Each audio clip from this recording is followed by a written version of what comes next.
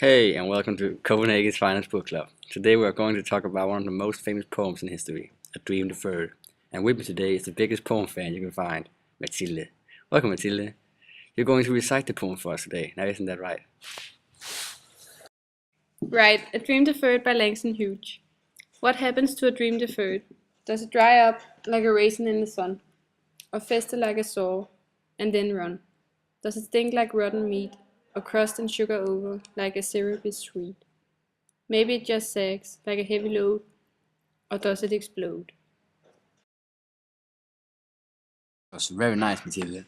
Now, did you know that Langston Hughes was one of the leaders in the early 90s Harlem Renaissance? He was also against racism and was a part of the revolution that pushed the black experience beyond segregation and discrimination. In this poem, I think the theme is having to defer your deepest desire can lead to destructions. And one of the first things that you notice is that all of the questions in the poem are rhetorical questions. Each question in the poem uses simile. The simile to a dream deferred is like a raisin in the sun, like a sore, and like a rotten meat. I also noticed that in the second stanza he used a metaphor. Does it explode? He also uses rhyme in the poem. Sun run, meat sweet, and load explode. Did you also know that there is some contrast in the poem as well?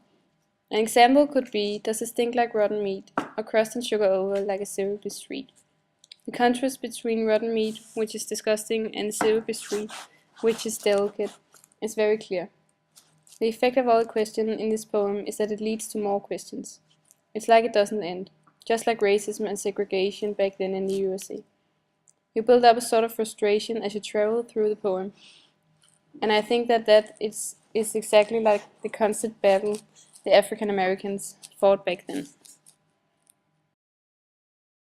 Interesting. Another thing that just struck my mind is that the theme about a dream being deferred may relate to African American history because the African American dream being about being free and independent were deferred because the whites oppressed the African Americans.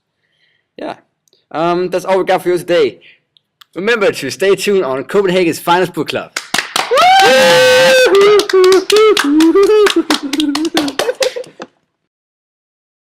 That was very good, Mathilde. Hey! I didn't know. Midt i det hele. Hey!